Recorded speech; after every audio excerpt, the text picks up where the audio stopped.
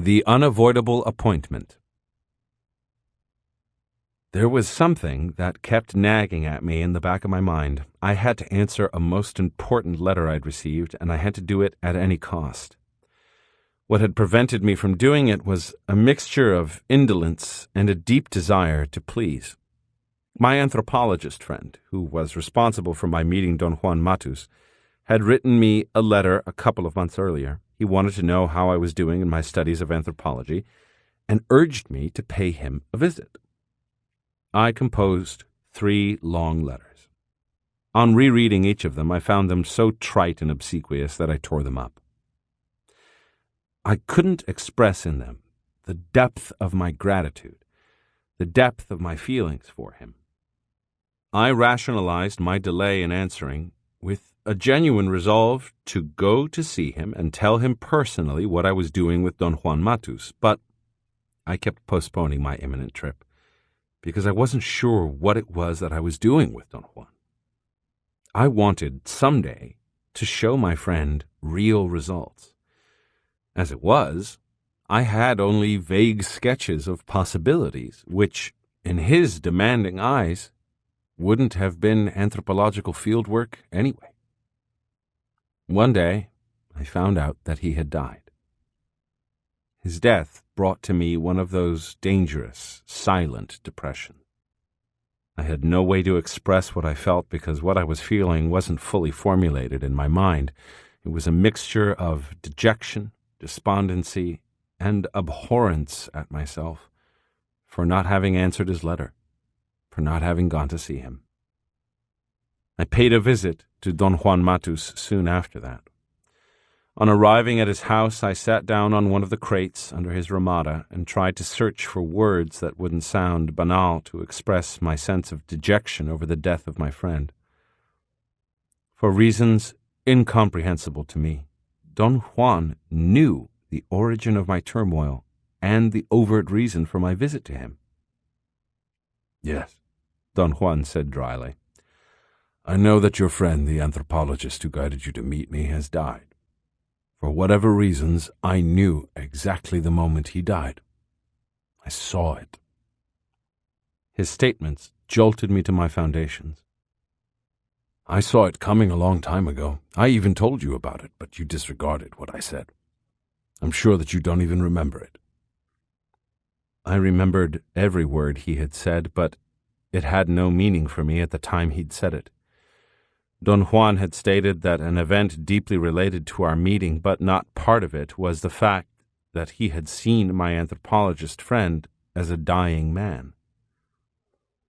"I saw death as an outside force already opening your friend," he had said to me. "Every one of us has an energetic fissure, an energetic crack below the navel. That crack, which sorcerers call the gap, is closed when a man is in his prime." He had said that normally all that is discernible to the sorcerer's eye is a tenuous discoloration in the otherwise whitish glow of the luminous sphere. But when a man is close to dying, that gap becomes quite apparent. He had assured me that my friend's gap was wide open. "What's the significance of all this, Don Juan?" I had asked perfunctorily. "The significance is a deadly one," he'd replied. "The spirit was signaling to me that something was coming to an end. I thought it was my life that was coming to an end, and I accepted it as gracefully as I could. It dawned on me much, much later that it wasn't my life that was coming to an end, but my entire lineage." I didn't know what he was talking about, but how could I have taken all that seriously? As far as I was concerned, it was, at the time he said it, like everything else in my life, just talk. "Your friend himself told you, though not in so many words, that he was dying," Don Juan said. "You acknowledged what he was saying the way you acknowledged what I said, but in both cases, you chose to bypass it." I had no comments to make. I was overwhelmed by what he was saying. I wanted to sink into the crate I was sitting on, to disappear, swallowed up by the earth. "It's not your fault that you bypass things like this," he went on. "It's youth. You have so many things to do, so many people around you. You're not alert. You never learned to be alert, anyway." In the vein of defending the last bastion of myself, my idea that I was watchful, I pointed out to Don Juan that I had been in life-and-death situations that required my quick wit and vigilance. It wasn't that I lacked the capacity to be alert, but that I lacked the orientation for setting an appropriate list of priorities. Therefore, everything was either important or unimportant to me. "To be alert doesn't mean to be watchful," Don Juan said. "For sorcerers, to be alert means to be aware of the fabric of the everyday world that seems extraneous to the interaction of the moment.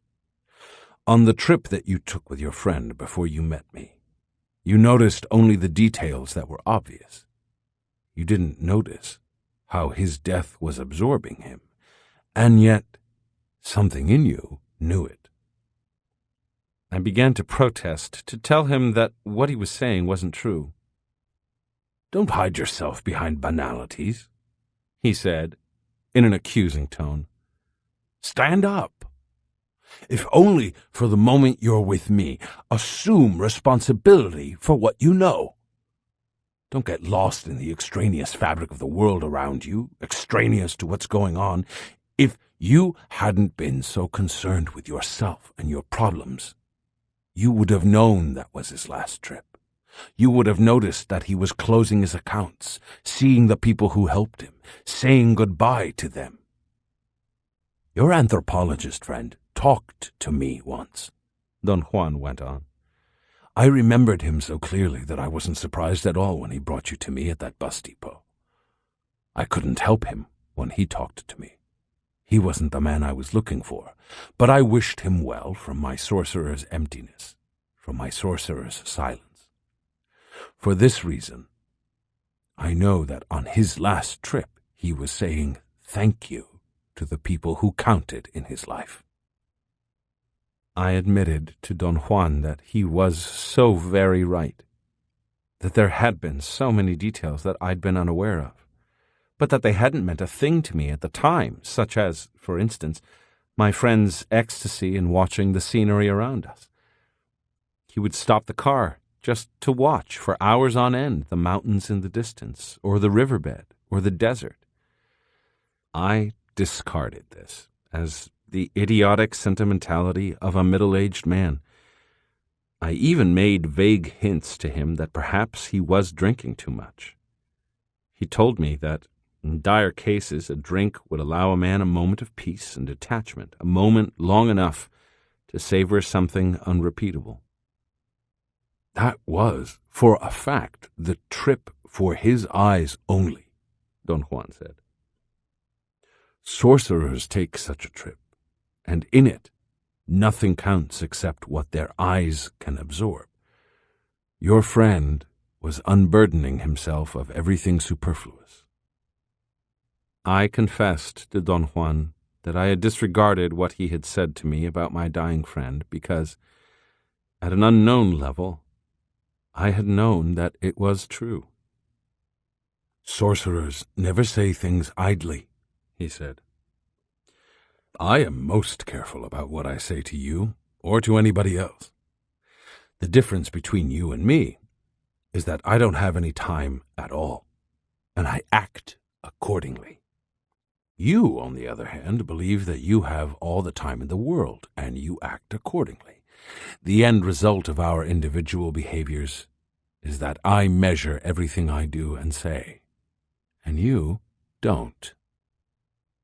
I conceded that he was right, but I assured him that whatever he was saying did not alleviate my turmoil or my sadness. I blurted out, then, uncontrollably, every nuance of my confused feelings. I told him that I wasn't in search of advice. I wanted him to prescribe a sorcerer's way to end my anguish. I believed I was really interested in getting from him some natural relaxant, an organic Valium, and I said so to him. Don Juan shook his head in bewilderment.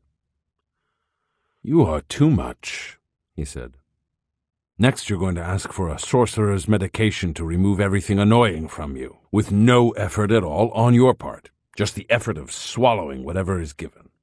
The more awful the taste, the better the results. That's your Western man's motto. You want results. One potion, and you're cured. Sorcerers face things in a different way," Don Juan continued. "Since they don't have any time to spare, they give themselves fully to what's in front of them. Your turmoil is the result of your lack of sobriety. You didn't have the sobriety to thank your friend properly. That happens to every one of us. We never express what we feel, and when we want to, it's too late because we've run out of time. It's not only your friend who ran out of time, you too ran out of it. You should have thanked him profusely in Arizona. He took the trouble to take you around, and whether you understand it or not, in the bus depot, he gave you his best shot. But the moment when you should have thanked him, you were angry with him. You were judging him. He was nasty to you, whatever. And then you postponed seeing him. In reality, what you did was to postpone thanking him. Now you're stuck with a ghost on your tail. You'll never be able to pay what you owe him." I understood the immensity of what he was saying. Never had I faced my actions in such a light. In fact, I had never thanked anyone. Ever. Don Juan pushed his barb even deeper. "Your friend knew that he was dying," he said. "He wrote you one final letter to find out about your doings. Perhaps, unbeknownst to him or to you, you were his last thought." The weight of Don Juan's words was too much for my shoulders. I collapsed. I felt that I had to lie down. My head was spinning. Maybe it was the setting. I had made the terrible mistake of arriving at Don Juan's house in the late afternoon. The setting sun seemed astoundingly golden, and the reflections on the bare mountains to the east of Don Juan's house were gold and purple. The sky didn't have a speck of a cloud. Nothing seemed to move. It was as if the whole world were hiding, but its presence was overpowering. The quietness of the Sonoran desert was like a dagger. It went to the marrow of my bones. I wanted to leave, to get in my car and drive away. I wanted to be in the city, get lost in its noise. "You are having a taste of infinity," Don Juan said with grave finality. "I know it, because I have been in your shoes. You want to run away, to plunge into something human, warm, contradictory, stupid. Who cares? You want to forget the death of your friend. But infinity won't let you." His voice mellowed. "It has gripped you in its merciless clutches." "What can I do now, Don Juan?" I asked. "The only thing you can do," Don Juan said, "is to keep the memory of your friend fresh, to keep it alive for the rest of your life and perhaps even beyond. Sorcerers express in this fashion the thanks that they can no longer voice. You may think it is a silly way, but that's the best sorcerers can do." It was my own sadness, doubtless, which made me believe that the ebullient Don Juan was as sad as I was. I discarded the thought immediately. That couldn't be possible. "Sadness, for sorcerers, is not personal," Don Juan said, again erupting into my thoughts. "It is not quite sadness. It's a wave of energy that comes from the depths of the cosmos and hits sorcerers when they are receptive, when they are like radios, capable of catching radio waves. The sorcerers of olden times, who gave us the entire format of sorcery, believed that there is sadness in the universe as a force, a condition, like light, like intent, and that this perennial force acts especially on sorcerers because they no longer have any defensive shields. They cannot hide behind their friends or their studies. They cannot hide behind love or hatred or happiness or misery. They can't hide behind anything. The condition of sorcerers, Don Juan went on, is that sadness for them is abstract. It doesn't come from coveting or lacking something or from self-importance. It doesn't come from me. It comes from infinity. The sadness you feel for not thanking your friend is already leaning in that direction. My teacher, the Nagual Julian, he went on, was a fabulous actor. He actually worked professionally in the theater. He had a favorite story that he used to tell in his theater sessions. He used to push me into terrible outbursts of anguish with it. He said that it was a story for warriors who had everything and yet felt the sting of the universal sadness. I always thought he was telling it for me, personally. Don Juan then paraphrased his teacher, telling me that the story referred to a man suffering from profound melancholy. He went to see the best doctors of his day, and every one of those doctors failed to help him. He finally came to the office of a leading doctor, a healer of the soul. The doctor suggested to his patient that perhaps he could find solace and the end of his melancholy in love. The man responded that love was no problem for him, that he was loved perhaps like no one else in the world. The doctor's next suggestion was that maybe the patient should undertake a voyage and see other parts of the world. The man responded that, without exaggeration, he had been in every corner of the world.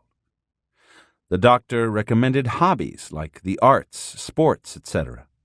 The man responded to every one of his recommendations in the same terms. He had done that and had had no relief. The doctor suspected that the man was possibly an incurable liar. He couldn't have done all those things as he claimed.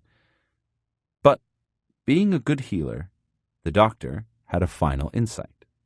"Ah," he exclaimed, "I have the perfect solution for you, sir.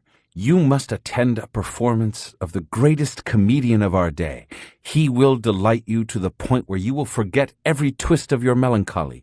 You must attend a performance of the great Garrick." Don Juan said that the man looked at the doctor with the saddest look you can imagine and said, "Doctor, if that's your recommendation, I am a lost man. I have no cure. I am the great Garrick."